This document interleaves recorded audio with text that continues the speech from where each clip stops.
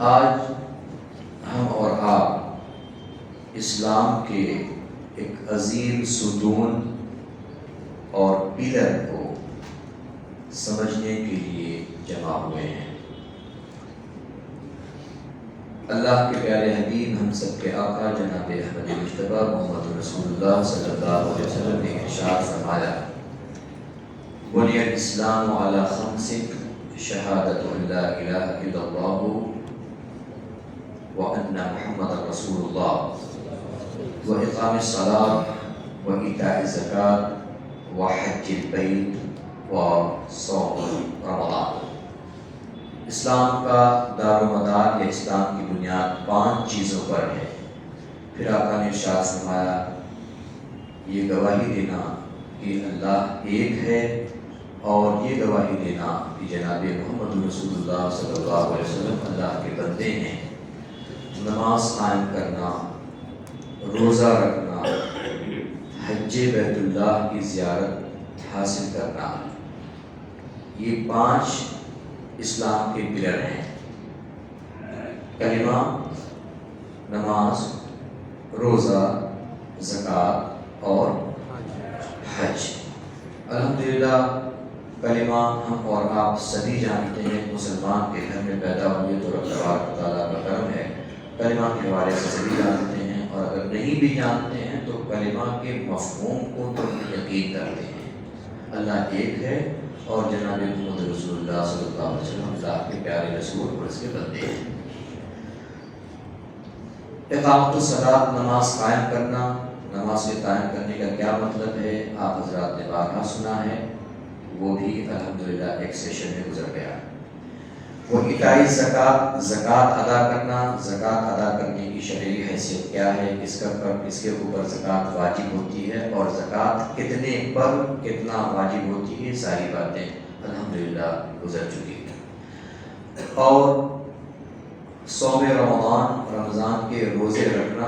الحمدللہ ہم لوگ اور آپ تمام کے تمام رمضان کے روزوں ہی میں بفضل تعالیٰ یہ برکتیں حاصل کر رہے ہیں۔ اور آخر میں حج بیت اللہ کی زیارت سے اور حج بیت اللہ کی سعادت سے مسعود ہونا، یہ 5واں پلر ہے۔ ہم آج اس نشست میں حج کی بہت زیادہ فضیلت اور اہمیت پر گفتگو نہیں کریں گے، کیونکہ آپ نے بارہا علماء کرام سے حج کی فضیلت کے حوالے سے سنا ہے۔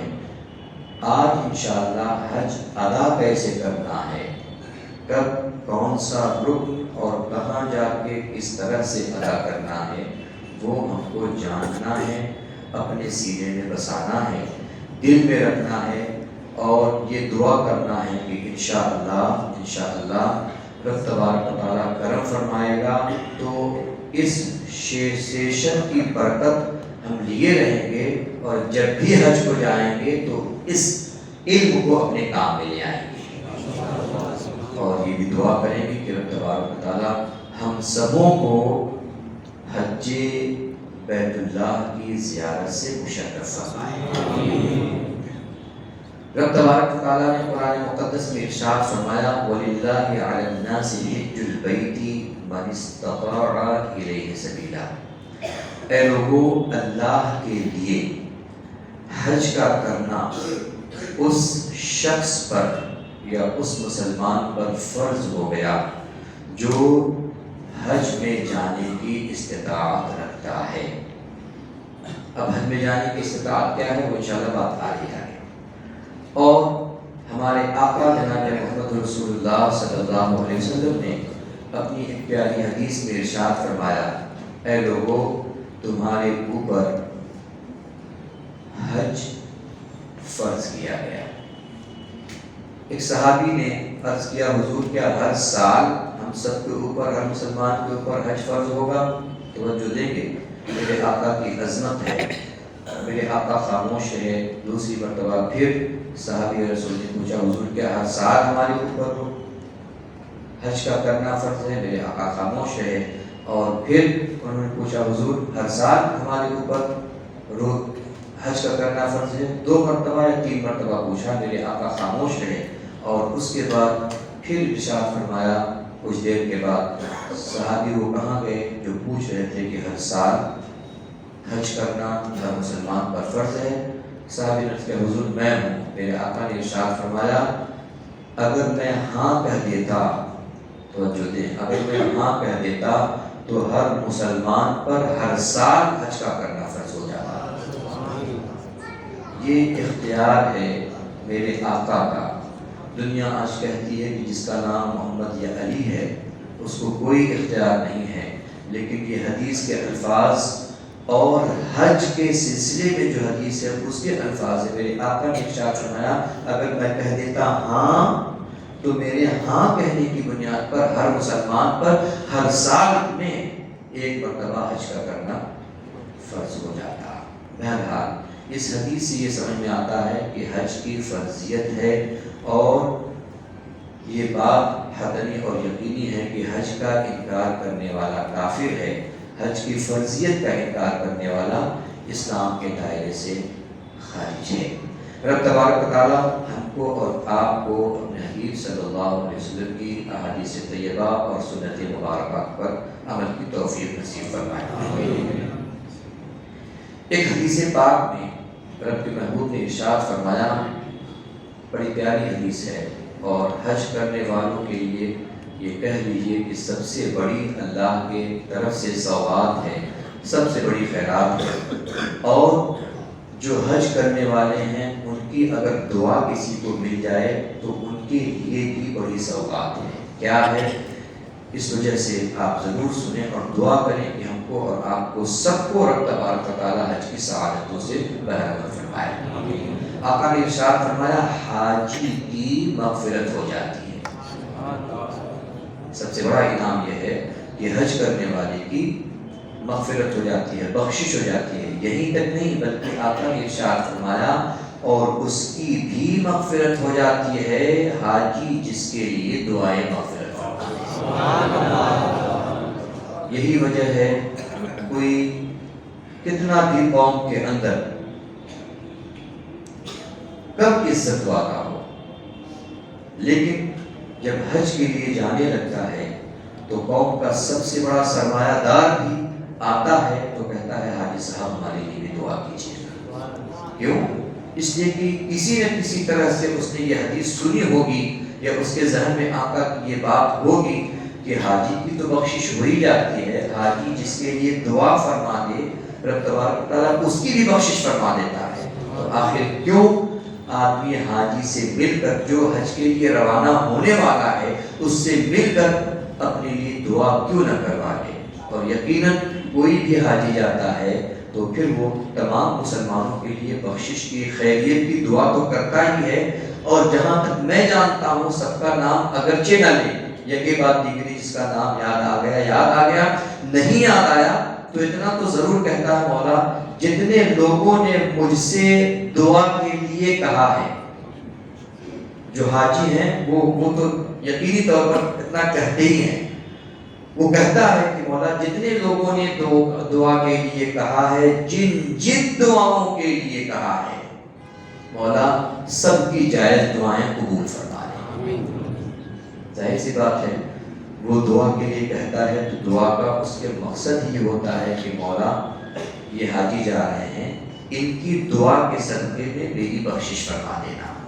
اور یقینی طور پر اگر دعا قبول ہو گئی، اور یقیناً قبول ہوتی ہے اللہ کی بارگاہ میں، تو پھر دعا کرنے والا حاجی بھی اور جس کے حق میں دعا کرنا ہے وہ بھی، دونوں کے دونوں رب تبارک تعالیٰ کی بخششوں سے سرفراز ہو جائیں گے۔ اللہ رب العزت ہم کو اور آپ کو حاجی بھی بنائے اور ایسا شخص بھی بنائے جو حاجیوں سے دعائیں لیتے رہتا ہے۔ اب ہم آتے ہیں حج کی طرف، اور حج کے ارکان، حج کے واجبات، حج کے شرائط فرائض اور حج کے ایام کس طرح سے کیا کرنا ہے اس پر گفتگو کرتے ہیں۔ سب سے پہلے تو یہ سمجھ لینا چاہیے کہ حج ہے کیا؟ حج ہے کیا؟ عام مسلمان تو اس کو سمجھتا ہی ہے، لیکن اس کی ایک مخصوص ڈیفینیشن ہے، تعریف ہے، اس کو سمجھنا ضروری ہے۔ فرمایا گیا احرام باندھ کر، احرام باندھ کر۔ احرام باندھنے کا مطلب کوئی ایسا نہیں جسے امامہ باندھا جاتا ہے، بلکہ دو مخصوص کپڑے ہیں جو بغیر سلے ہوئے ہوتے ہیں، ایک نیچے ازار اور دوسرا بند، اوپر اور نیچے دو کپڑے، صرف اور صرف نیچے انڈر ویئر، سر پر کوئی ٹوپی امامہ کچھ نہیں، صرف اور صرف یہی دو کپڑے باندھ کر یا کہہ لیجیے پہن کر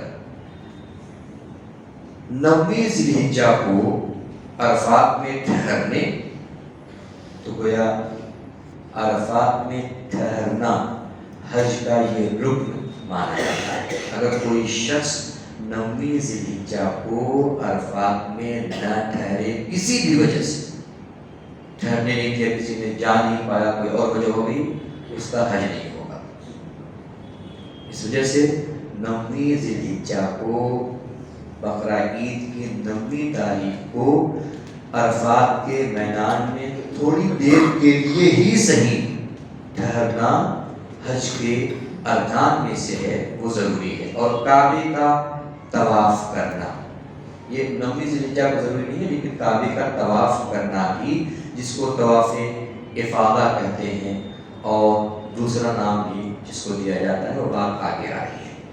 اور اس کے لیے ایک وقت مقرر ہے، ایسا نہیں کہ کسی بھی مہینے میں کبھی بھی احرام باندھ کے اور جا کر طواف خانہ کعبہ کر لینا اور مقام عرفات پہ وقوف کر لینا، بلکہ اس کے لیے مخصوص ایام ہیں، انہی ایام میں جا کر جب آدمی ان چیزوں کی ادائیگی کرے گا تب جا کے کہا جائے گا کہ اس نے حج ادا کیا ہے۔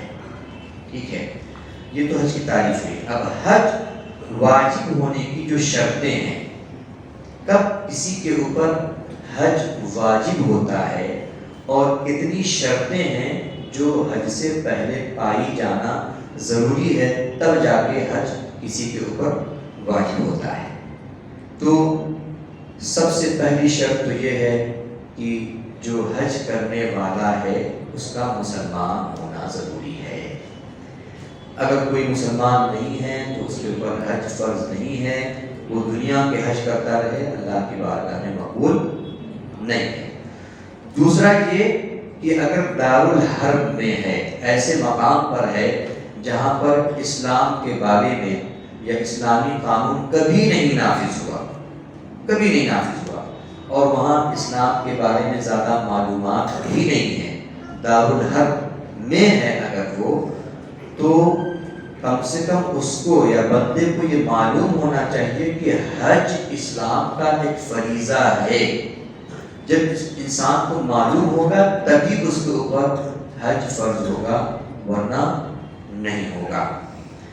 تیسری شرط یہ ہے کہ حج کرنے والے کا بالغ ہونا ضروری ہے۔ اگر کوئی بچہ چھوٹا جو بالغ نہیں ہوا ہے، اپنے ماں باپ کے ساتھ چلا بھی گیا، حج کے سارے ارکان ادا بھی کر رہا ہے، لیکن اس کا یہ حج فرض نہیں ہوگا، اس کا یہ حج نفلی حج ہوگا۔ جب وہ بالغ ہو جائے گا اور تمام شرطیں دوسری حج کی پائی جائیں گی تو اب اس کے اوپر فرض ہوگا کہ وہ پھر سے حج ادا کرے، کیونکہ وہ جو اس نے حج کیا ہے وہ حج فرض نہیں تھا، وہ یوں کہہ لیجیے حج نفل تھا یا حج تطوع تھا۔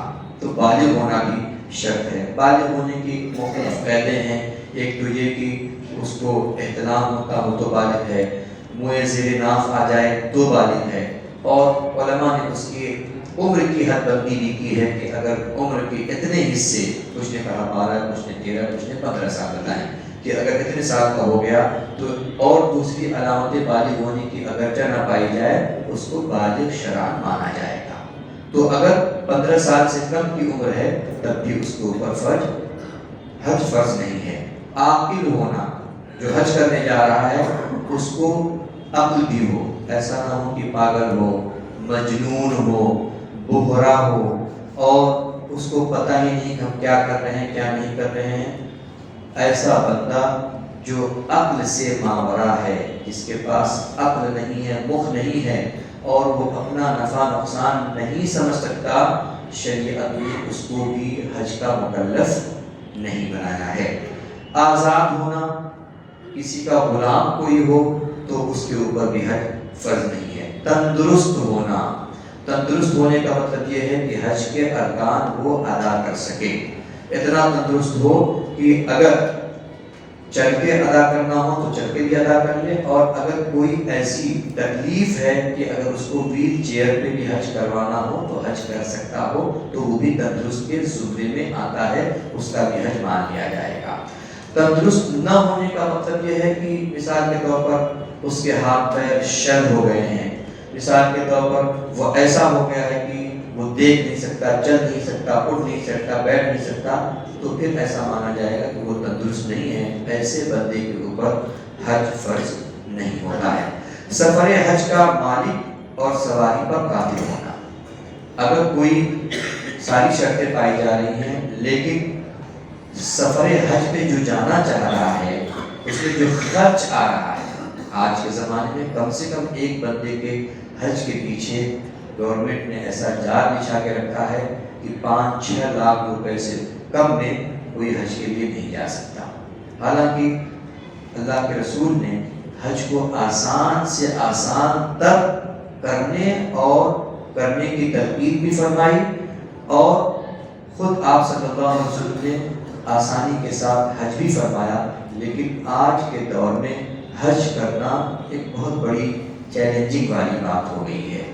عام طور سے اگر آپ سعودیہ جائیں، مثال کے طور پر سعودیہ جائیں تو ویزا آپ کو 15-20 ہزار میں مل جائے گا، اور ٹکٹ آپ کو بہت زیادہ اڑ کے بھی جائیں تو 50 ہزار میں، وہاں رہنے کا خرچہ آپ 50 ہزار اور جوڑ لیجئے، 1,20,000 اور اڑ کے جائیے 1.5 لاکھ۔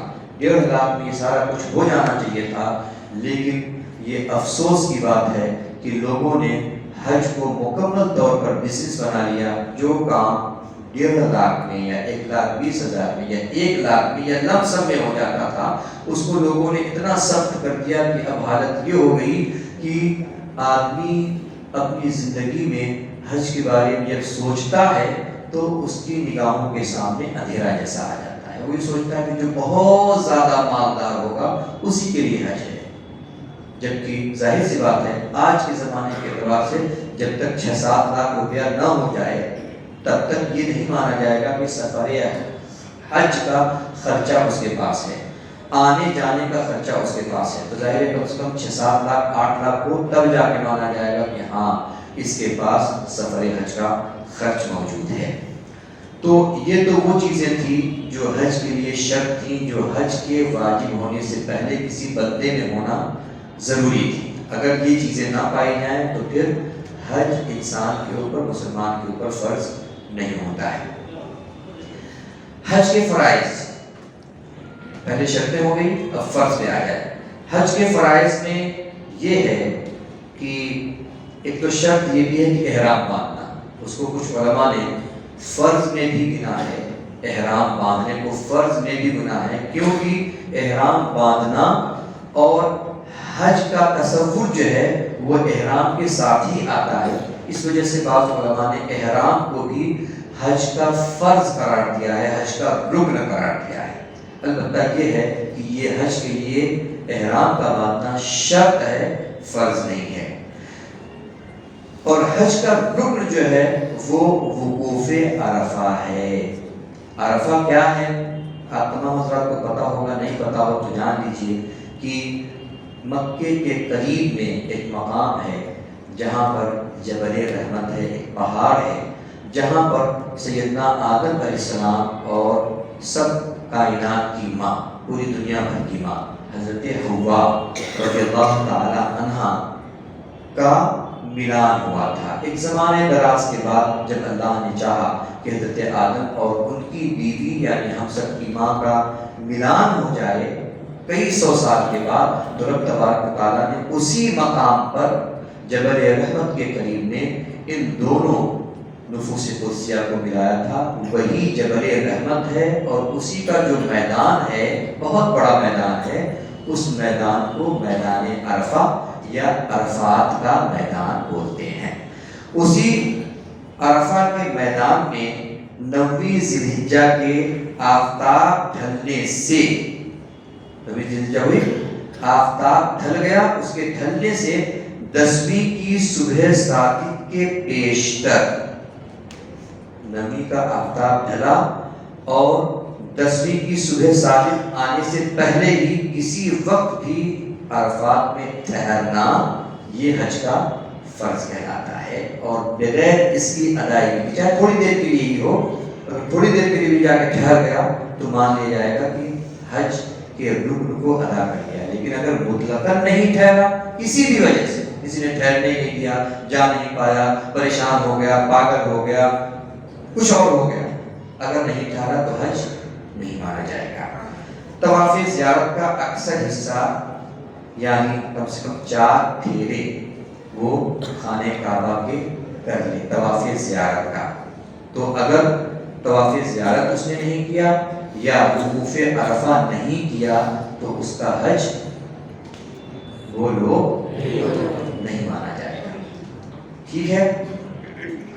اب ظاہر ہے اس کے لیے نیت بھی ضروری ہے، تو نیت بھی ہونا چاہیے کہ میں حج کر رہا ہوں، نیت مثال کے طور پر وقوف عرفہ، یہ کوئی ضروری نہیں زبان سے کہے لیکن دل میں ہو کہ اب وقوف عرفہ میں ہے، اب طواف زیارت کے لیے ہم چل رہے ہیں، اور یہ ساری چیزیں جو بتائی جاتی ہیں ساری چیزیں ترتیب وار ہونی چاہیے، مثال کے طور پر پہلے احرام باندھنا ہے، پھر وقوف عرفہ کرنا ہے، پھر طواف کرنا ہے، یہ ساری چیزیں ترتیب ان آرڈر ہونا چاہیے، ایسا نہیں پہلے جا کے طواف زیارت کر لیا پھر سوچا کہ چلو اب احرام باندھ لیتے ہیں اور پھر بعد میں کہا کہ چلو وقوف عرفہ کرتے ہیں، نہیں ایسا نہیں، بلکہ یکے بعد دیگری چیزوں کو ہونا چاہیے اور ترتیب کے ساتھ ہونا چاہیے، ورنہ حج ادا نہیں ہوگا۔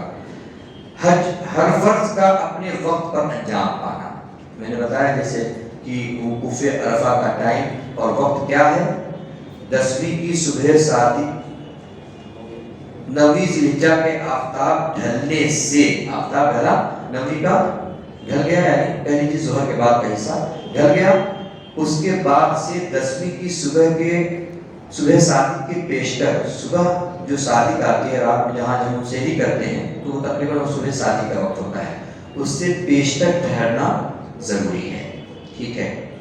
اور ایک آخری چیز اس میں یہ ہے کہ وقوف عرفہ میں ہونا ہے اور طواف مسجد حرام شریف میں ہونا ہے، ایسا نہیں کہ کوئی بھی وقوف کہیں بھی کر لے مکے میں اور حج مان لیا جائے گا، اور کہیں بھی کسی بھی مقام پر طواف کر لے طواف مان لیا جائے گا، نہیں، بلکہ جس کے لیے جو جگہ بتائی گئی ہے اسی میں اس کا ہونا ضروری ہے۔ حج کے کچھ واجبات ہیں، یہ تو فرائض ہم نے بتائے، کچھ واجبات ہیں، حالانکہ بہت سارے ہیں لیکن جلدی جلدی میں چند آپ کے سامنے بتا دوں تاکہ کچھ آپ کو آئیڈیا ہو جائے کہ حج کے واجبات کیا ہیں، وہ کون سی چیزیں جو حج میں واجب ہیں۔ میقات سے احرام باندھنا، میقات کیا ہے، یہ وہ جگہ ہے جہاں پر پہنچ کر یا جہاں سے پہلے احرام کا کپڑا پہن لینا ضروری ہے۔ احرام باندھنے کی جو جگہ ہے متعین کی گئی شریعت کی روح سے وہ 5 جگہ ہیں، لیکن ہندوستانیوں کا احرام کوہ یلملم سے پہلے ہی بت جانا ضروری ہے۔ کوہ یلملم جب جو جاتے ہیں حج کرنے تو ان کو پتہ ہے کہ ایک مقام آتا ہے جہاں سے پہلے ہی حاجیوں کو الرٹ کر دیا جاتا ہے کہ اب اپنا احرام باندھ لیں۔ ویسے میقات 5 ہے، لیکن ہمارا چونکہ ہندوستان سے اگر ہم جاتے ہیں تو ہمارا احرام کا باندھنے کا مقام کیا ہے، یلملم ہے۔ صفا و مروہ کے درمیان دوڑنا یہ بھی واجب ہے، اگر کوئی وہ دوڑنے والا کام انجام نہ دے حج نہیں ہوگا۔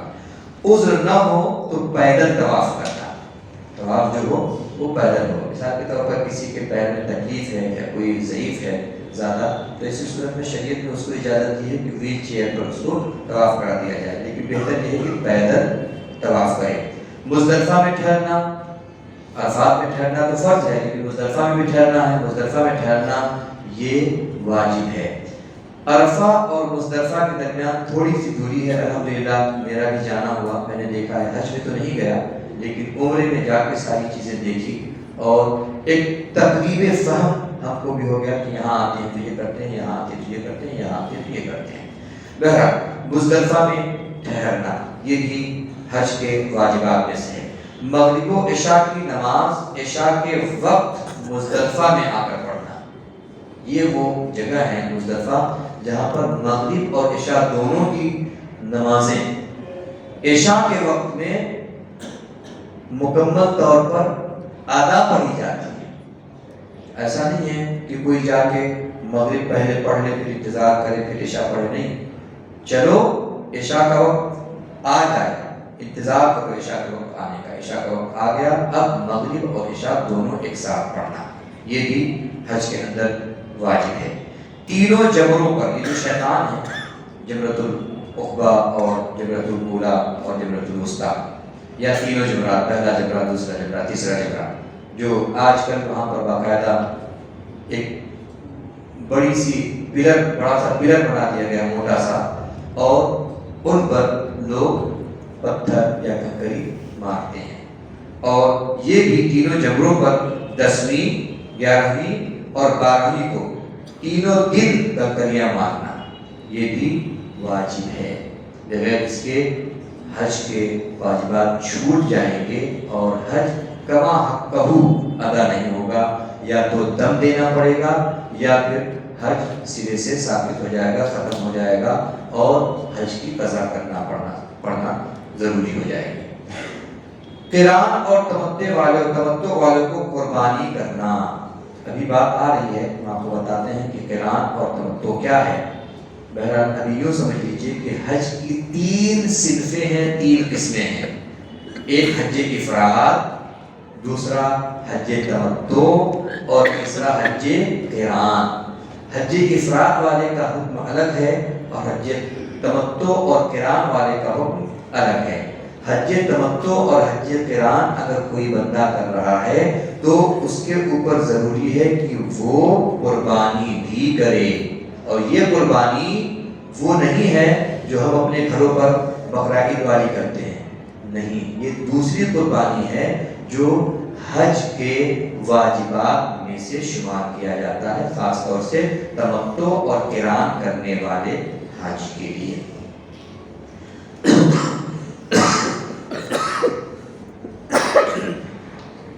اور ایک واجب یہ بھی ہے کہ طواف کے بعد 2 رکعت نماز ادا کرنا مقام ابراہیم پر، یہ بھی واجب ہے۔ اس کے علاوہ بھی بہت سارے واجبات ہیں، لیکن ظاہر ہے 1 گھنٹے کے 1.5 گھنٹے کے سیشن میں حج کے تمام واجبات، تمام مستحبات اور سنن بیان نہیں کیا جا سکتا، کیونکہ اس کے لیے پھر بہت وقت درکار ہے جو ہو نہیں سکتا تھا۔ اس وجہ سے ہم نے ان سے صرف نظر کیا، جو حجاج حج کرنے جائیں تو ان سے گزارش ہے کہ کچھ مسائل وہ اپنے قریب کے علماء سے ضرور سیکھ لیں۔ یہ تو وہ مسائل اور یہ وہ احکام ہم بتا رہے ہیں جو کر کے آدمی حج کی ادائیگی کر سکتا ہے۔ ہاں، حج کو اور مکمل افضلیت کے ساتھ ادا کرنا ہے تو اس کے لیے اور طریقہ آپ اپنے علماء سے سیکھ لیں گے ضرور۔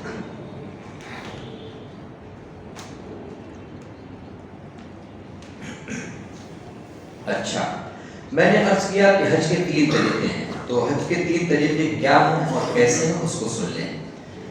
صرف حج کی نیت ہو، صرف اور صرف بندہ صرف اور صرف حج کی نیت کرے تو یہ افراد کہلاتا ہے۔ خالص حج کی نیت ہو تو یہ کیا ہوتا ہے؟ بولیں، افراد، دا کے ساتھ، افراد نہیں، تو کے ساتھ نہیں۔ اور جو ایسا حج کرتا ہے اس کو مفرد بولتے ہیں، مفرد بولتے ہیں، ٹھیک ہے؟ یہ وہ ہوتا ہے جو صرف اور صرف حج کی نیت کرتا ہے، یاد رکھیں۔ دوسرا وہ ہے جو پہلے صرف عمرے کی نیت کرے، ٹھیک ہے، اور عمرہ کر کے مکہ معظمہ میں حج کا احرام باندھے، ٹھیک ہے، یہاں سے عمرے کی نیت کیا اور مکہ معظمہ پہنچ کے پہلے عمرہ ادا کر لیا، اور عمرے کی ادائیگی کے بعد پھر احرام باندھنا دوسرا حج کا، تو اس کو بولتے ہیں کیا؟ حج تمتع۔ اور جو اس طرح کا حج کرتا ہے اس کو کہتے ہیں حاجی متمتع، ایسا حاجی جو حج تمتع کر رہا ہے۔ تیسرا وہ طریقہ ہے جس میں حج و عمرہ کی نیت یہیں سے کر کے نکلا جاتا ہے اور اس کو قران کہتے ہیں، ٹھیک ہے؟ تو حج کی 3 قسمیں ہوئی، حج افراد، حج تمتع اور حج قران۔ ذہن میں رہے گا انشاءاللہ۔ اب آپ احرام باندھ چکے ہیں اور احرام باندھنے کے ساتھ ساتھ 2 رکعت نماز بھی شکریہ کی ادا کرنا چاہیے، چاہے آپ ہندوستان سے باندھیں، اور بہتر یہ ہے کہ آدمی اپنے علاقے سے ہی، جہاں سے نکل رہا ہے، جہاں سے اس کا ایئرپورٹ ہے، وہیں سے احرام باندھ دے اور احرام باندھنے کے ساتھ ساتھ 2 رکعت نماز شکریہ ادا کر لے۔ کیونکہ ظاہر ہے اگر آپ ایک مرتبہ فلائٹ میں آ گئے تو فلائٹ میں وہ کہہ تو دیں گے آپ کو کہ ہاں احرام باندھنے کا وقت آ گیا اور آپ احرام باندھ لیں گے، لیکن فلائٹ میں آپ نماز کیسے ادا کریں گے؟ اور وہ نماز ادا کرنا اس اعتبار سے بہت بہتر ہے کہ آپ کو اس پر بے حساب ثواب ادا کیا جاتا ہے۔ تو اس وجہ سے آدمی ایئرپورٹ سے پہلے ہی اپنے گھر پر یا ایئرپورٹ پہ، اللہ توفیق دے تو ایئرپورٹ ہی پہ احرام باندھ کر 2 رکعت نماز پڑھ لیں اور احرام کے اندر آ جائے، ٹھیک ہے؟ جب یہاں سے آپ چل گئے، احرام کے اندر ہیں، اب سب سے پہلے جب آپ مکہ شریف پہنچیں گے تو آپ کو مکہ شریف میں جو آپ کی ضروری چیزیں، مثال کے طور پر آپ کا سامان رکھنا ہے، ہوٹل میں جانا ہے، سارا جو کچھ بھی ہے جلدی جلدی آپ جو ضروری چیزیں اس کو انجام دے دیں اور فوری طور پر آپ حرم شریف کے لیے نکل جائیں۔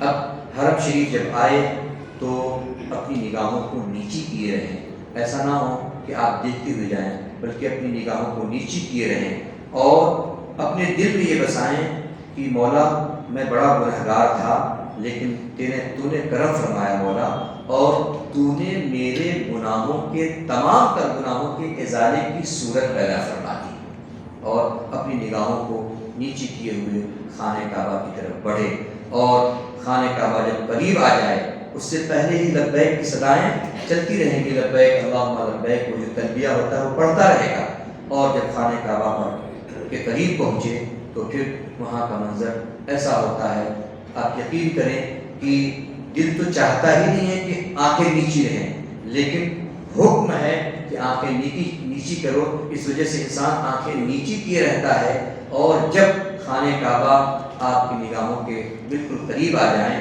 تو پھر اللہ کی حمد و ثنا بیان کرتے ہوئے آپ خانہ کعبہ پر پہلی نظر ڈالیں،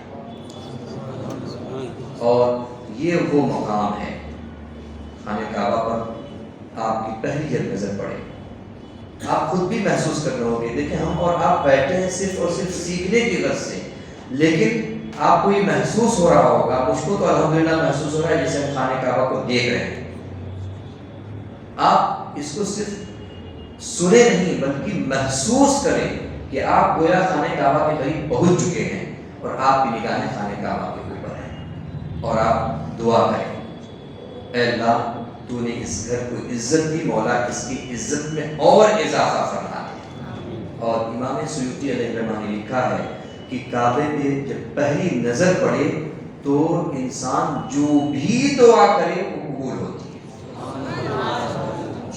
جو بھی دعا کی جائے وہ قبول ہوتی ہے۔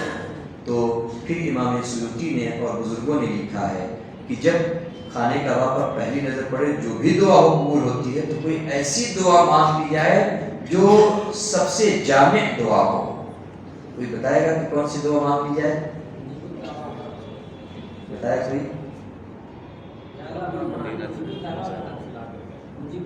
سبحان اللہ، سبحان اللہ، نعرہ لگاؤ بھائی، اللہ اکبر، اللہ اکبر، اللہ اکبر۔ مجیب الدعوات نہیں ہوتا بھائی، اس کو مستجاب الدعوات بولتے ہیں۔ الفاظ کا ظاہر بولنے میں کچھ یہ ہوگا، لیکن پھر بھی آپ قریب رہیں۔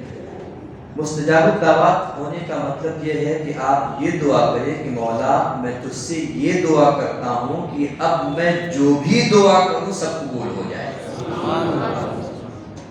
آپ اگر کوئی ایک مخصوص دعا مانگیں، کوئی بھی دعا مانگیں، وہ تو قبول ہو جائے گی، لیکن بعد کی دعاؤں کا کیا؟ اس وجہ سے علماء نے کہا کہ ایسی دعا ہی مانگ لو کہ اگر وہ قبول ہو گئی اور ہوتی ہے تو پھر آپ کی ساری آگے آنے والی دعائیں مقبول ہوگی۔ لیکن یہ یاد رہے، دعاؤں کی مقبولیت کے لیے جو شرطیں رکھی گئی ہے وہ ساری شرطیں پائی جانی چاہیے۔ کوئی ایک لقمہ بھی حرام کا کھائے رہے تو 40 دن تک دعائیں قبول نہیں ہوتی ہیں، ایک لقمہ۔ اس وجہ سے کوئی یہ نہ کہے کہ ہم تو خانہ کعبہ کے قریب جا کر دعا بھی کیے تھے لیکن قبول نہیں ہوئی۔ کہا جائے گا کہ تم اپنے کھانے پینے کی طرف توجہ دو، کہیں ایسا تو نہیں ہے کہ تمہارے کھانے میں ایسی چیزیں مل جا رہی ہیں جو تم کو پتہ نہیں ہے یا پتہ ہے اور تم اس کو کھائے جا رہے ہو جو تمہارے لیے کھانا جائز اور حلال نہیں ہے۔ اس وجہ سے یہ چیز ذہن میں رہنا چاہیے۔ بہرحال اب آپ خانہ کعبہ کے سامنے ہیں اور خانہ کعبہ کے رب کی بارگاہ میں، رب کے در پر آپ ہیں، اور جیسے ہی نگاہ پڑے تلبیہ اور لبیک اللہم لبیک کہنا شروع کریں اور پھر طواف میں مشغول ہونا ہے۔ طواف کیا ہے؟ خانہ کعبہ کے گرد گھومنا، چکر لگانا، یہ طواف کہلاتا ہے۔ اچھا، طواف میں چند چیزیں ہیں جس کو آپ جان لیں تو بہتر ہوگا۔ طواف سے پہلے استباق بولتے ہیں، استباق کرنا ہے، اور وہ یہ ہے کہ آپ اپنے داہنے شانے کو کھول دیں۔ جو آپ نے چادر پہنی ہوئی ہے، چادر ایسے پہنی تھی لیکن اب چادر آپ گھما کے یہاں نیچے سے لے آئیں اور اس طرف ڈال دیں، یہ حصہ آپ کا پورا کھلا ہوا رہنا چاہیے۔ ٹھیک ہے، ایک چیز۔ دوسری چیز یہ ہے کہ 3 پھیروں میں رمل کریں۔ 3 پھیرے، جب 7 چکر پورے لگانے ہیں خانہ کعبہ کے، لیکن پہلے 3 چکر میں رمل کرنا ہے۔ اور رمل کا مطلب کیا ہے؟ چھوٹے چھوٹے قدم چلنا ہے، شانے کو ہلاتے ہوئے چلنا ہے، ٹھیک ہے، اور ایسا لگے کہ آپ طاقتور ہیں، چاہے آپ کمزور ہی کیوں نہ ہو، لیکن آپ اس طرح سے ظاہر کریں کہ آپ کے اندر طاقت ہے، بالکل کہہ لیجیے پہلوانوں کی طرح چلنا۔ ظاہر سی بات ہے بھائی، حج کرنے گئے ہیں لیکن ایسا کیوں کر رہے ہیں، سوچنے کی بات ہے نا۔ تو آپ یہ ذہن میں ڈال لیں کہ حج دراصل مصطفیٰ کی اداؤں کا نام ہے، انبیاء کی اداؤں کا نام ہے، اور اللہ کے نیک بندوں اور نیک بندیوں کی یاد کو تازہ کرنے کا نام ہے۔ میرے آقا جب حج کے لیے تشریف لائے تھے تو چونکہ کفار تھے وہاں اور غیر مسلم سوچ رہے تھے کہ مسلمان بڑے کمزور ہیں، تو میرے آقا نے اکڑ کر چلنا شروع کیا تھا، اکڑ کر چلنا شروع کیا۔ اب ظاہر ہے وہ حالت تو آج ہے نہیں، وہاں کوئی ایسا تو ہے نہیں کہ جس کو آپ دکھائیں کہ ہم اکڑ کے چلنے میں بڑے طاقتور ہیں، لیکن بس چونکہ میرے مصطفیٰ کریم نے اس وقت اکڑ کر چلا تھا تو آج پوری دنیا کے مسلمان خانہ کعبہ میں پہنچ کر بھی اکڑ کر چل رہے ہیں تاکہ مصطفیٰ کریم کی وہ سنت ادا ہو جائے۔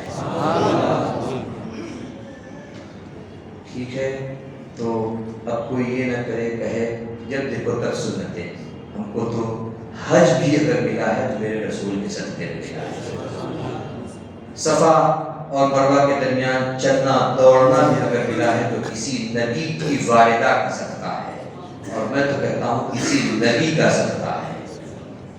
اللہ اکبر۔ بہرحال تو پہلے 3 پھیروں میں رمل کرنا ہے، جلدی جلدی چڑھنا ہے شانے کو، اور پھر 4 پھیروں میں معمولی 4 چلے اور 7 پھیرے اس طرح سے پورے کر لے۔ یاد رہے کہ جس وقت آپ طواف کر رہے ہیں تو وقت طواف آپ کا الٹا ہاتھ خانہ کعبہ کی طرف، آپ جب کیوں کہہ لیجیے، ایک مثال کے طور پر کہتا ہوں، خانہ کعبہ ہو، آپ جب چلیں تو آپ کا ہاتھ، یہ والا ہاتھ خانہ کعبہ کی طرف رہے. ایسا نہیں کہ یہ والا ہاتھ خانہ کعبہ کی طرف رہے، نہیں، یہ والا ہاتھ آپ کا خانہ کعبہ کی جانب ہونا چاہیے اور آپ کا طواف ہوتا ہے. ٹھیک ہے. طواف کے بعد مقام ابراہیم پر آ کر 2 رکعت نماز پڑھنا ہے.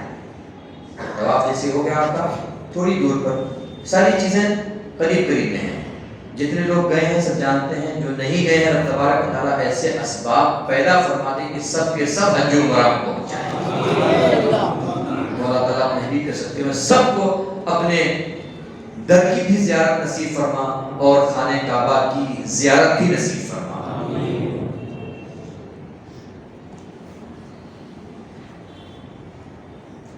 طواف کے بعد مقام ابراہیم پر آئیں گے. مقام ابراہیم کیا ہے؟ آپ نے دیکھا ہوگا ایک چھوٹا سا کہہ لیجیے ڈبہ جیسا بنا ہوا ہے اور اس میں حضرت ابراہیم علیہ السلام کے قدموں کے نشان ہیں جو کانچ سے بند ہے. آپ نے دیکھا ہوگا. وہ خانہ کعبہ سے لگ کر تھوڑی دور پر ہے. وہاں پر آئیں، آپ وہاں پر 2 رکعت نماز ادا کریں. ٹھیک ہے. اور اس کی بڑی فضیلت ہے. یہاں پر بتایا جاتا ہے کہ آپ نماز پڑھیں گے 70,000 فرشتے آپ کی نماز کے بعد آپ کے لیے دعائیں مغفرت کرتے ہیں. 70,000 فرشتے، تو ظاہر ہے کتنی بڑی بات ہے. ٹھیک ہے. اب وہاں سے آپ اور آگے بڑھیں تو تھوڑی دور پر آپ کو زمزم نظر آئے گا. اب تو وہ کنواں نہیں ہے لیکن آج کل وہاں پر ٹوٹیاں لگا دی گئی ہیں اور زمزم کا پانی وہاں پر ملتا ہے. وہاں آپ پہنچیں اور فرمایا گیا جی بھر کے پانی پیے، جی بھر کے پانی پیے. اور یہاں پر بھی فرمایا جاتا ہے، میرے آقا نے ارشاد فرمایا کہ ماء زمزم لما شرب لہ، زمزم کا پانی ہر اس دعا کی قبولیت کے لیے ہے جس کی بھی دعا کی جائے. جس وجہ سے جب وہاں آپ پانی پی رہے ہوں تو وہاں بھی آپ کوئی دعا کر لیں. اور میں تو کہتا ہوں وہی دعا کر لیں، مولا مستجاب الدعوات بنا دے. ٹھیک ہے. امام سیوطی نے اور دوسرے بزرگوں نے تو دوسری دعائیں کی اور کہا کہ پہلے وہ دعا کر لی ہے، اب یہاں پر ایک دوسری دعا کی. کسی نے کہا کہ مولا مجھے حدیث کے مجال میں حدیث کے علم کے تعلق سے عالم بنا دے. کسی نے اور تفسیر کے لیے، کسی نے اور کسی چیز کے لیے. اور اللہ نے دیکھیں کتنے بڑے بڑے علماء پیدا فرما دیے. انہوں نے دعا کی اور تبارک و تعالیٰ نے قبول فرمایا. اچھا، اب جیسے ہی وہاں سے آپ آگے بڑھیں گے تھوڑی سی دور پر، یہ کہیے زیادہ دور نہیں، تھوڑی سی دور پر آپ کو صفا اور مروہ یہ دونوں پہاڑیاں نظر آئیں گی. پہلے تو یہ پہاڑی تھی لیکن اب پہاڑی کیا ہے، اب تو باقاعدہ وہ روڈ کی شکل دے دی گئی ہے. لیکن دونوں کناروں پر تھوڑی تھوڑی پہاڑی کا حصہ اب بھی موجود ہے، صفا پہاڑی اور مروہ پہاڑی. آپ کو کیا کرنا ہے، پانی پی کر آپ بالکل سیدھے طرف سے آپ چلے آئیں صفا اور مروہ کی طرف. اور صفا اور مروہ پہ جب آئیں گے تو آپ صفا پر پہلے آئیں گے اور صفا سے مروہ، مروہ سے صفا، صفا سے مروہ، مروہ سے صفا، صفا سے مروہ، مروہ سے صفا، اور پھر آخر میں مروہ پر آپ کے 7 چکر پورے ہو جائیں. ٹھیک ہے. یاد رہے کہ ابتدا صفا سے کرنی ہے اور 7 چکر آپ کا مروہ پر پورا ہو جائے گا اور وہیں پہ آپ کو اسٹاپ کر دینا ہے. ٹھیک ہے. اور صفا اور مروہ سے آپ 7 چکر پورا کرنے کے بعد یہ دوڑنا ہے، مطلب اتنا بھی نہیں کہ کسی کو دھکا مارتے ہوئے چلے جائیں اور اتنا بھی بالکل دھیرے دھیرے چلیں. تھوڑا سا دوڑنے کا جیسا انداز ہونا چاہیے. ایک مرتبہ پھر میں بتاؤں کہ آخر کیا وجہ ہے کہ وہاں جا کے آدمی دوڑ رہا ہے. وجہ معلوم ہے کہ ایک نبی کی والدہ نے نبی کے پانی کے لیے تلاش و جستجو میں چکر لگایا تھا. حضرت بولیں اس کے لیے اسماعیل علیہ السلام کے لیے ان کی والدہ نے چکر لگایا تھا. رب کو یہ ادا پسند آئی اور دنیا بھر کے مسلمانوں کے لیے حج کرے تو بھی، عمرہ کرے تو بھی یہ چیز لاگو کر دی گئی کہ تم میری اس محبوب بندی کی اداؤں کو اپنا لو. کیوں؟ اس لیے کہ حج دراصل آپ پورے حج کے سسٹم پر غور کر لیں، آپ کو پتا چلے گا کسی نہ کسی محبوب نبی ولی یا کسی نہ کسی محبوب بندے کی ادائیں ہیں جس کو رب تبارک و تعالیٰ باقی رکھنا چاہتا ہے، وہ قیامت تک باقی رہے گا۔ اب آپ صفا اور مروہ کی صحیح سے آگے بڑھیں گے اور پھر آپ یا تو سر مڑوا دیں پورا، یا تو اگر مڑوا نہیں رہے تو بال کتروا دیں، اور اس طرح سے آپ بال کتروا کے احرام سے باہر آ جائیں گے۔ اور خاص طور سے وہ جو مفرد ہے، لیکن جو حج تمتع اور حج قران کرنے والے ہیں وہ ابھی احرام سے باہر نہیں آئیں گے۔ اور عورتوں کا معاملہ ہے کہ عورتیں بال کو حلق نہیں کرا سکتی، ان کے لیے حرام ہے۔ ہاں، ان کے لیے یہ حکم ہے کہ وہ بال کو تھوڑا سا لپیٹ کے اتنا بال آخری حصے کا کاٹ دیں، اور اس طرح سے وہ بھی احرام سے باہر آ جائیں گے۔ یہ یاد رکھیں کہ یہ جو احرام کا مسئلہ ہے وہ یہ ہے کہ تمتع اور قران والے آپ سمجھیں، آپ تمتع اور قران والے ہیں کون، جو ہم پہلے بتا چکے ہیں، وہ اب بھی احرام میں رہیں گے، البتہ افراد والے چاہیں تو احرام سے رہیں اور چاہیں تو احرام سے باہر آ جائیں۔ ٹھیک ہے، یہ ہو گیا۔ اب یہاں تک پہلی چیز یہ عمرہ ہو گیا آپ کا، ٹھیک ہے، کیونکہ کسی نے حج و عمرہ دونوں کی نیت کی تھی، تو اب ظاہر ہے دونوں کو ساتھ میں لے کے چلنا پڑے گا، اور اگر آپ چاہیں تو اس کو عمرہ کا نام بھی دے سکتے ہیں، اور اگر چاہیں تو مختصر میں یوں کر سکتے ہیں، احرام باندھ کر 2 رکعت نماز پڑھے، خانہ کعبہ کے اندر آ کر طواف کرے 7 مرتبہ، طواف کرنے کے بعد پھر مقام ابراہیم پر 2 رکعت نماز پڑھے، زمزم پیے، صفا اور مروہ کے درمیان سعی کرے، باہر آ کر حلق کروا دے یا تقصیر کروا دے اور احرام سے باہر آ جائے۔ یہ آپ کا عمرہ ہے، بہت آسان ہے، لیکن چونکہ اتفاق کم ہوتا ہے اس وجہ سے لوگ گھبراتے ہیں، عمرہ کرنے جا رہے ہیں، کیا کیا کرنا ہے۔ ٹھیک ہے، بہت آسان ہے، اللہ تبارک تعالیٰ نے اس کو آسان بنا دیا۔ اللہ رب العزت ہم سب کو یہ برکتیں نصیب فرمائے۔ اب یہاں تک تو آپ کا عمرہ اور حج دونوں کا ساتھ ساتھ چل رہا تھا، اب حج کے ارکان کی طرف آ جائیں۔ آپ نے مکہ شریف پہنچ کے یہ سارا کچھ ادا کر لیا، اب آپ کو انتظار کرنا ہے۔ مثال کے طور پر آپ رمضان کے بعد ہی چلے گئے تھے اور سوچا تھا کہ کچھ دن اور زیارتیں کرتے رہیں گے، تو آپ کو اجازت ہے، چلے گئے تھے، آپ نے عمرہ کر لیا، اور عمرے کے بعد آپ چاہیں تو خوب طواف زیارت کرتے رہیں، خوب طواف کرتے رہیں خانہ کعبہ کا، اور اپنے مرحومین کے نام پر، اپنے عزیزوں کے نام پر جو اس دنیا سے رخصت ہو گئے، یہ سارے ثواب کے طور پر خوب کرتے رہیں، اور اللہ تبارک و تعالیٰ اس کی برکتیں سب کو عطا فرماتا رہے گا۔ اور پھر آپ انتظار کریں 8ویں ذی الحجہ کا، بقرعید کی آخری 8ویں تاریخ کا انتظار کریں۔ اب 8ویں تاریخ جیسے ہی آتی ہے پھر حج کے ارکان شروع ہو جاتے ہیں۔ توجہ دیں گے، یہاں سے حج کے ارکان شروع ہوتے ہیں، حج کو کیسے ادا کرنا ہے۔ 8ویں تاریخ کو یوم الترویہ بولتے ہیں، ٹھیک ہے، اور 9ویں تاریخ کو یوم عرفہ بولتے ہیں، 10ویں تاریخ کو یوم النحر بولتے ہیں، 11ویں کو بھی اور 12ویں کو بھی یوم النحر بولتے ہیں، ٹھیک ہے، یہ یاد رکھیں۔ 8ویں تاریخ یعنی یوم ترویہ کو جب آفتاب نکل آئے، 8ویں تاریخ کو جب سورج نکل آئے تو مینا کو چلے۔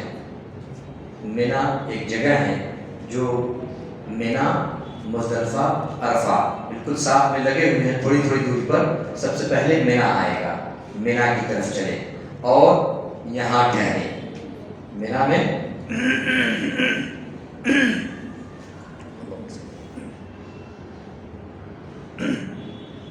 اور مقام مینا میں ٹھہرے۔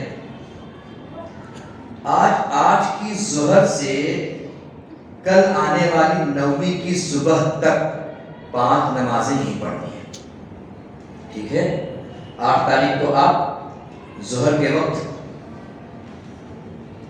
تک پہنچ جائیں اور پھر ظہر، عصر، مغرب، عشاء اور فجر، یہ 5 نمازیں آپ کو مینا کے اندر پڑھنا ہے۔ ظاہر ہے 8 تاریخ کو آپ پہنچے تھے اور جب آپ 5 رکعتیں نماز پانچ وقت کی نماز پڑھ چکے ہوں گے، اس وقت 9ویں تاریخ لگ چکی ہوگی، کیونکہ آپ ظہر، عصر، مغرب، عشاء پڑھیں گے اور فجر بھی پڑھیں گے۔ جب فجر پڑھ چکے ہوں گے تو اس وقت 9ویں تاریخ لگ چکی ہوگی۔ توجہ دیں، سب اسٹیپ بائی اسٹیپ ہے۔ اللہ کا فضل ہے کہ تھوڑی کوشش کی تو ذہن میں میرے بھی ساری چیزیں آ گئی، ورنہ ظاہر ہے میں بھی حج کیا نہیں ہوں، تو وہ ہر بار جب بھی اس طرح کا کچھ سیشن ہوتا ہے مجھ کو بھی بہت تیاری کرنی پڑتی ہے، اور اللہ کا فضل، میں اللہ کا شکر ادا کرتا ہوں کہ میری تیاری رائگاں نہیں جا رہی ہے کہ ہمارے احباب، ہمارے دوست، ہمارے عزیز ہم کو سن لیتے ہیں، یہی کیا کم ہے کہ ہم کو دعائیں مل جاتی ہیں الحمدللہ۔ اور میں یقین کے ساتھ کہتا ہوں کہ اتنے میں سے جتنے لوگ حج کرنے جائیں گے انشاءاللہ، میری دعا ہے سب جائیں۔ میں یقین کے ساتھ کہتا ہوں کہ جب وہ حج میں جائیں گے تو وہ اس سیشن کو ضرور یاد کریں گے، اور ضرور یاد کریں گے تو مجھے دعائیں تو ملے گی الحمدللہ۔ تو میں تو وننگ پوزیشن میں ہوں، میں ہارا نہیں ہوں۔ اگر ہم نے 2-4 گھنٹہ اپنا دیا ہے تو الحمدللہ ہم جیتنے کی پوزیشن میں ہیں۔ یہ اور بات ہے کہ کل آپ نے سنا ہوگا ہمارے علاقے میں کچھ ایسا ہوا کہ جس نے سب کو جھوڑ کر رکھ دیا، پوری امت مسلمہ کو جھوڑ کر رکھ دیا، اور طبیعت میں اتنی جذباتیت تھی کہ کتاب کھولنا تو درکنار، ایسا لگ رہا تھا پڑھ ہی نہیں پائیں گے کچھ، لیکن چونکہ اعلان ہو چکا تھا اور یہ تھا کہ اس سنڈے کے بعد دوسرا سنڈے جو آئے گا وہ رمضان میں نہیں ہوگا، ہو سکتا ہے ہم کہاں ہوں گے اور آپ کہاں ہوں گے، اور پھر اللہ جانے کب ملاقات لکھی ہوگی۔ اللہ رب العزت ہم سبوں کو بار بار ایمان والی ملاقات نصیب فرمائے۔ تو میں نے عرض کیا کہ آپ کو مینا پہنچنا ہے اور مینا میں ظہر، عصر، مغرب، عشاء اور فجر 5 وقت کی نمازیں پڑھنی ہیں، اور 9ویں تاریخ اس وقت لگ چکی ہوگی۔ اب جب 9ویں تاریخ لگ گئی اور سورج ذرا بلند ہو گیا، تو اب عرفات کے لیے نکل چلے مینا سے عرفات۔ میں نے عرض کیا تھا کہ عرفات میں 9ویں تاریخ کو ٹھہرنا یہ حج کا رکن ہے، حج کے لیے فرض ہے، اگر کوئی نہ ٹھہرے تو حج ادا نہیں ہوگا۔ جب 9ویں کو سورج بلند ہو جائے تو عرفات کو چلے اور عرفات میں وقوف کرے۔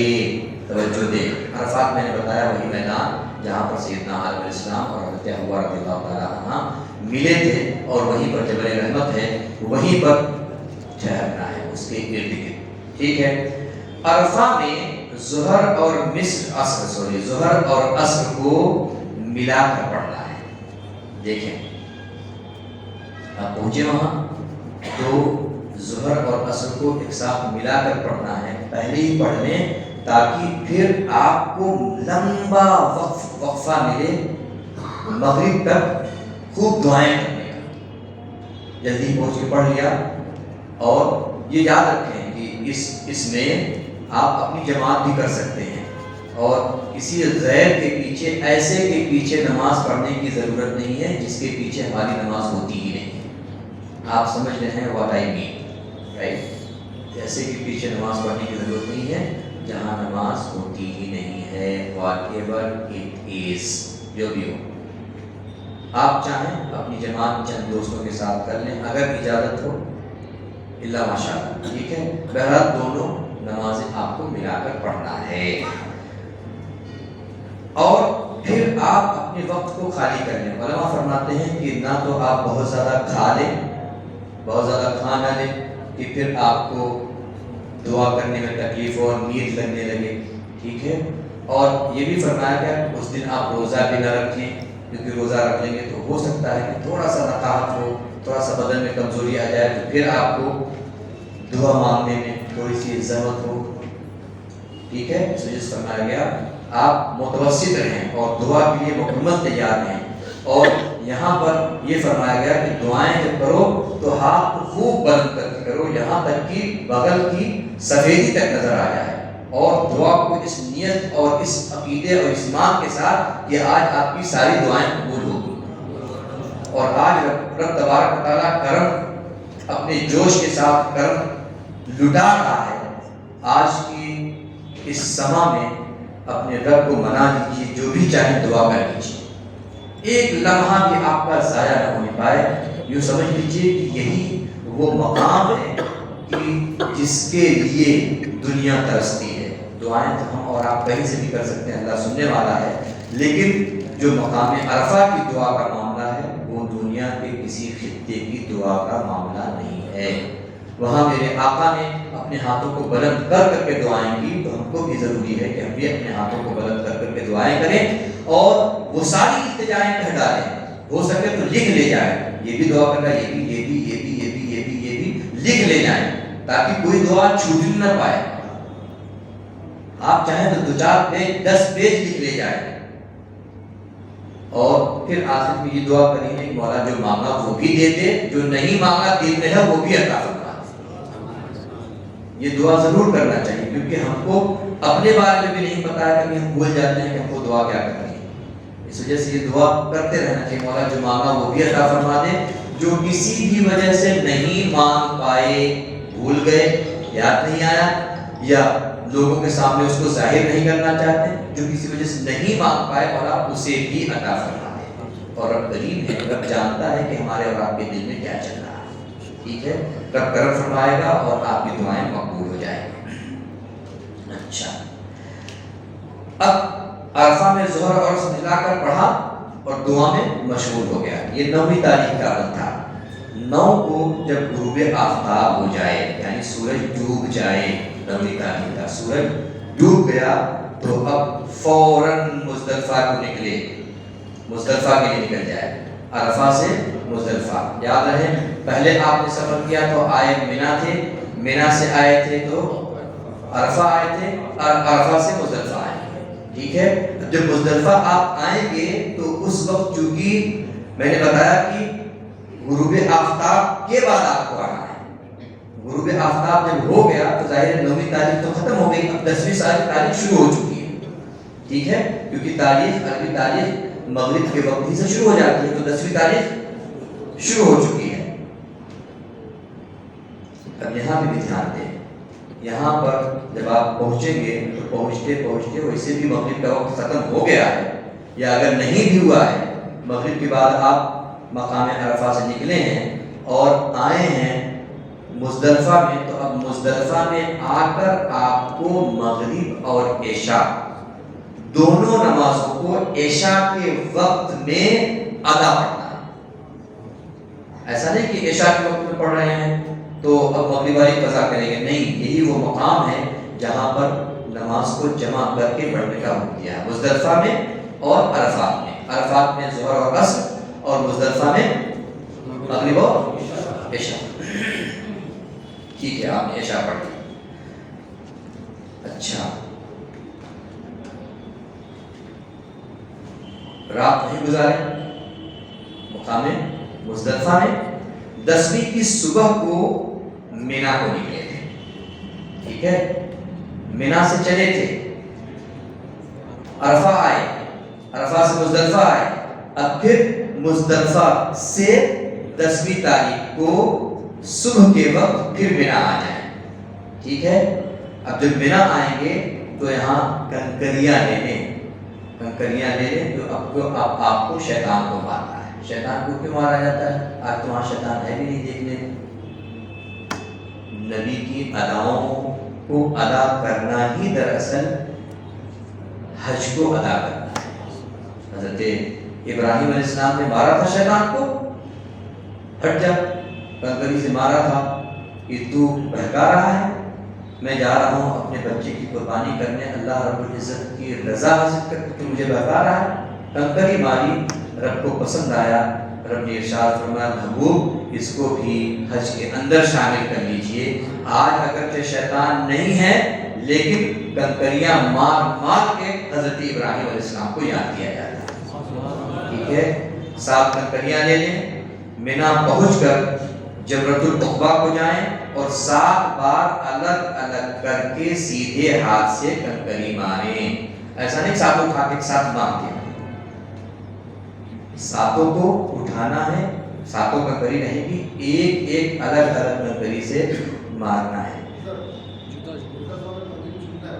ہاں ہاں, مزدلفہ سے کنکری آپ کو لے لینا ہے, کیونکہ آپ جو ہے اگر مینا میں پہنچ گئے تو مینا کی کنکری نہیں اٹھانا ہے. ہاں, مینا کی کنکری نہیں اٹھانا ہے. جس سے شیطان مارا جا چکا ہے وہ ہو گیا, اس کو نہیں لینا. ہاں, مزدلفہ سے چل لے. بلکہ بہتر تو یہ ہے کہ آگے آنے والے جتنے دن کے آپ کو جو ہے آنا ہے سب دن مارنا ہے, تو سب دن کے لیے کنکری کافی لے لیں, اور اپنے لیے بھی لے لیں, کچھ اپنے دوستوں کے لیے بھی لے لیں, تاکہ اگر کسی کی گھٹ رہی ہے تو لے تم بھی مارو. اچھا, یہ یاد ہے کہ کنکری مارتے وقت جو ہے وہ متوسط انداز ہو, مارنے کے لیے متوسط انداز ہو, ایسا نہ ہو کہ تماشا ہو جائے. آپ نے دیکھا ہوگا ایک صاحب کنکری مار رہے تھے, ایسا لگ رہا تھا کہ جیسے کنکری کیا مار رہے ہیں, وہ تماشا کر رہے ہیں, ہے نا, دیکھا ہوگا. وہ تماشا نہیں ہونا چاہیے. بس آپ کو فرض ادا کرنا ہے یا وہ رکن ادا کرنا ہے. وہاں آپ کو ایسا نہیں کہ کسی کو بس دکھا مار دینے کو دیکھ لیں گے تمہارا. اب وہاں ایسا کوئی شیطان نہیں ہے, اب وہاں شیطان کی ایک کہہ لیجیے ایک نشانی بنا دی گئی ہے, اس کو ہمیں ادا کرنا ہے. ایسا نہیں اٹھایا لے دھڑ پکڑ اور دیکھنے والوں کو لگے کہ کیا کرنے آیا ہے. صحیح ہے, تو آپ کو اپنی عزت اور جس حالت میں آپ ہیں اس حالت کا کی احترام کرنا بھی, احترام بجا لانا بھی بہت ضروری ہے. ٹھیک ہے, یہ ہو گیا. رمی سے فارغ ہو کر 10ویں تاریخ ہے یہ, آپ رمی سے فارغ ہو کر قربانی میں مشغول ہو جائیں. جو حج تمتع اور حج قران والے ہیں وہ, اور حج افراد والے کے اوپر قربانی نہیں ہے. اگر چاہے تو مستحب وہ بھی کر سکتا ہے, لیکن حج تمتع اور حج قران والے کو واجب ہے کہ وہ قربانی دے. تو یاد رکھیں کہ یہ قربانی وہ والی نہیں ہے جو ہم اپنے گھر پہ کرتے ہیں بقرعید والی, یہ حج والی قربانی ہے. اور یہ قربانی حدود حرم میں, حرم کے اندر ہونی چاہیے. بہتر ہے کہ خود ہی کر لیں, یا یہ کہ کسی اپنے بندے سے کروا لے اور حرم کے اندر ہونا چاہیے. یہ ساری چیزیں اس کی قید ہے, ساری چیزیں بیان نہیں کی جا سکتی, لیکن اتنا یاد ہے کہ وہ حرم کے حدود جو کافی بڑا ہے اس کے اندر ہونا چاہیے اور قربانی ہو جائے.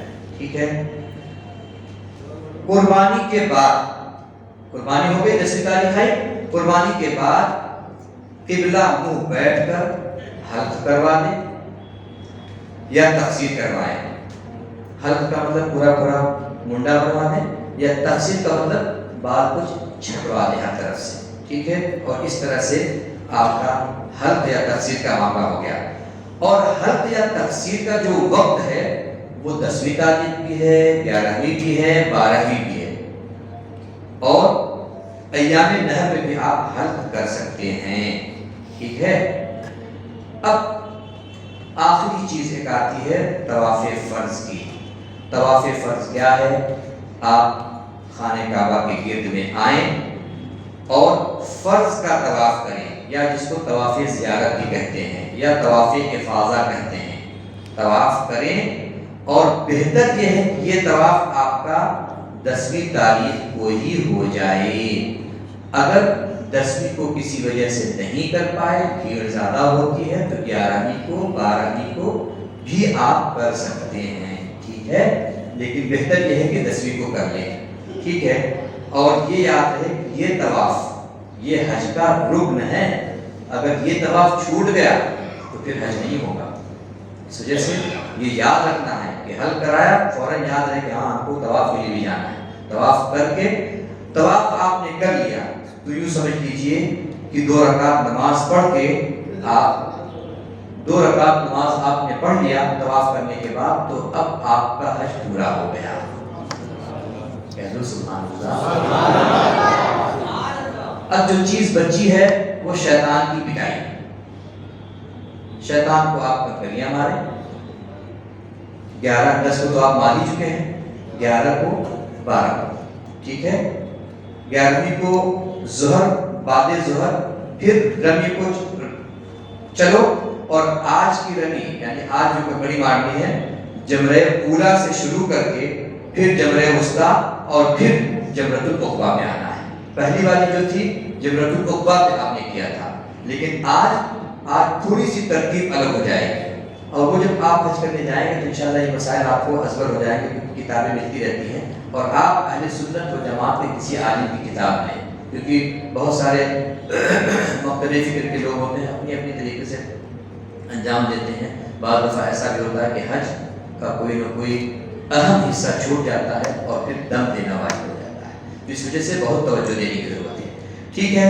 11ویں تاریخ کو آج جمرہ اولا سے شروع کرنا ہے، شیطان کو کنکری مارنا، پھر جمرہ وسطیٰ پہ یعنی درمیان والے پہ آنا ہے، اور پھر جمرہ عقبہ پر آنا ہے، اور رمی کر کے پلٹ آنا ہے اپنی جگہ پر۔ اسی طرح سے 12ویں تاریخ کو بھی زوال کے بعد، ٹھیک ہے، زوال جیسے ہو گیا، آپ جانتے ہیں زوال کا مطلب ظہر جیسے شروع ہو جائے پہلے یہ زوال کا مطلب، زوال کے بعد یا ظہر کے وقت میں آپ آئیں اور تینوں جمروں کی رمی کریں، تینوں جمروں پہ جو شیطان ہے تینوں کو مارے۔ 12ویں کو اختیار ہے کہ غروب آفتاب سے پہلے مکہ معظمہ روانہ ہو جائیں۔ 12ویں کو آپ نے مارا کنکر اور مینا میں سب کے خیمے لگے ہوئے ہوتے ہیں، آپ چاہیں تو 12ویں کو کنکر مار کر غروب آفتاب سے پہلے، آفتاب کے ڈوبنے سے پہلے، سورج کے ڈوبنے سے پہلے ہی آپ مکہ معظمہ آ جائیں۔ یاد رہے کہ مکہ معظمہ سے مینا تھوڑی دوری پر ہے، اور فرمایا گیا کہ اگر کوئی بندہ مکہ شریف سے مینا کی جو دوری ہے وہ پیدل طے کرتا ہے تو ہر قدم پر 7 لاکھ نیکیاں عطا فرمائی جاتی ہیں، ہر قدم پر 7 لاکھ۔ سوچیں، تو اگر اللہ توفیق دے تو میں تو کہتا ہوں کہ پورا معاملہ حج کا پیدل ہی کرے، کیونکہ یہ تو کمانے کا موسم ہے۔ عام حالات میں آدمی پورا سال بھر اگر کوئی کوشش کرتا ہے تو شاید 7 لاکھ نیکیوں تک نہ پہنچ پائے، یہاں تو قدم قدم پر اللہ رب العزت دے رہا ہے، ٹھیک ہے، تو ہو سکے تو قدم سے چل کے، اور اگر کیونکہ ظاہر ہے اتنا تو ہے ازدحام بہت ہوتا ہے، بہت رش ہوتی ہے، چلنا دشوار ہوتا ہے، چلنا دشوار ہوتا ہے، عام آدمی کا چلنا دشوار ہوتا ہے، جو بیچارے ضعیف ہوتے ہیں، اپنے انڈیا پاکستان کے جو لوگ حج کرنے جاتے ہیں وہ تو عمر کے آخری حصے میں جاتے ہیں، ظاہر ہے ان کے لیے بہت دشوار ہوگا، تو ان کو یہ اجازت ہے کہ وہ سواری کے ساتھ یا کسی اور طریقے سے پہنچ جائیں، لیکن بہتر یہ ہے کہ اگر قدم کے ساتھ چل کر جا رہے ہیں تو اس کا ثواب ہے، اور اگر وہ تو ویسے بھی ہے، اگر پورا راستہ آپ کسی سواری سے آئے تو کچھ دوری ہی اتر جائیں، ویسے بھی آپ کو اترنا ہی پڑے گا کیونکہ ادھر پھر سواری جانے بھی نہیں دیتے ہیں، کچھ دور ہی اتر جائیں تو کم سے کم کچھ دور اتریں گے، تو جہاں پر اترے ہیں وہاں سے آپ مینا تک آئیں گے تو یہ آنا تو کئی قدم ہو جائے گا، اور انشاءاللہ اللہ نے چاہا تو ہر قدم پر آپ کو وہ 7 لاکھ نیکیوں کا جو وعدہ فرمایا گیا ہے وہ آپ کو حاصل ہوگا۔ یہ یاد رکھیں، 12ویں تاریخ کو غروب آفتاب یعنی سورج ڈوبنے سے پہلے ہی آپ کو مکہ معظمہ کے لیے نکل جانا ہے، توجہ دیں، 12ویں کو سورج ڈوبنے سے پہلے ہی مکہ معظمہ کے لیے نکل جانا ہے۔ اگر اتنی دیر ہو گئی، توجہ دیں، اگر اتنی دیر ہو گئی کہ سورج ڈوب گیا اور آپ مینا ہی میں رہ گئے تو اب آپ کو یہ حکم ہے کہ اب آپ مت نکلیں، اب 12ویں کی رات بھی گزار کے 13ویں کے دن میں بھی 13ویں کو بھی اب آپ کنکری مارے شیطان کو، اس کے بعد میں مکہ آئیں، ٹھیک ہے۔ یہ آپ کو اختیار جو تھا 12ویں تاریخ کو سورج کے غروب ہونے سے پہلے تک کا تھا، جب غروب ہو جائے تو پھر اب آپ وہاں سے نہ نکلے، بلکہ اب 13ویں کو بھی شیطان کو کنکر مارے اور پھر مکہ شریف حاضر ہو جائیں، اور اپنے لیے، اپنے عزیزوں کے لیے، ہم جیسے گنہگاروں کے لیے اور تمام امت مسلمہ کے لیے دعائے خیر کریں۔ تو یہ حج اسٹیپ بائی اسٹیپ ہوا، جس میں ظاہر ہے ساری چیزیں تو بیان نہیں کی جا سکتی، کیونکہ ظاہر ہے حج کا چیپٹر بہت وسیع ہے، ہر مقام پر دعائیں ہیں، ہر مقام کی کچھ نہ کچھ خصوصیت ہے، اس کو ادا کرنا ہے، ہر مقام کی کچھ نہ کچھ واجبات ہیں، کچھ فرائض ہیں، کچھ نہ کچھ سنن ہیں، کچھ مستحبات ہیں، وہ ساری چیزیں بیان نہیں کی جا سکتی ہے ایک سیشن میں، لیکن بفضلہ تعالیٰ میں امید کرتا ہوں کہ یہ وہ چیزیں ہیں جو حج میں از حد ضروری ہیں، جو ساری چیزیں اس کے اندر آ گئی ہیں۔ اب آپ کا حج پورا ہو گیا، اور یہ یقین کریں کہ اللہ کے رسول نے فرمایا تھا کہ اگر کسی ایک بندے کا حج قبول ہوا تو رب تبارک و تعالیٰ اس کے صدقے میں سب کے حج قبول کر دے گا۔ تو پھر یہ یقین ہمارا ہونا چاہیے کہ جب رب نے بلایا ہے تو یقیناً وہ قبول ہی فرما رہا ہے، ٹھیک ہے۔ اس کے بعد اللہ آپ کو توفیق دے تو پھر مدینہ شریف کی حاضری آپ قطعاً نہ بھولیں۔ کیوں؟ اس لیے کہ اگر کچھ کجی کچھ کمی حج میں رہ بھی گئی تو یہاں آقا کی بارگاہ میں آ کر کہہ لیجئے، اور میرے آقا اپنے رب کی بارگاہ میں دعا کر دیں گے، وہ کمی بھی پوری ہو جائے گی اور رب تبارک و تعالیٰ حج قبول بھی فرما دے گا۔ اور رسول پاک کی حاضری کے جو آداب ہیں وہ تو ہیں، انشاءاللہ کبھی اگر اللہ نے زندگی رکھی اور موقع میسر آیا تو رسول پاک صلی اللہ علیہ وسلم کی بارگاہ کی حاضری کے آداب بھی آپ کے سامنے رکھنے کی کوشش کروں گا۔ رب تبارک تعالیٰ کی بارگاہ میں دعا ہے، رب تبارک تعالیٰ ہم کو، آپ کو، سبوں کو اس بابرکت فقہ کی مجلس سے فائدہ اٹھانے کی توفیق نصیب فرمائے۔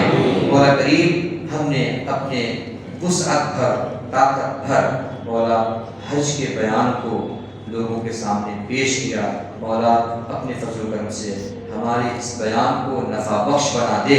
مولا جتنے لوگ بھی بیٹھے ہیں مولا سب کے مقدر میں حج جیسی عظمت نصیب فرما دے۔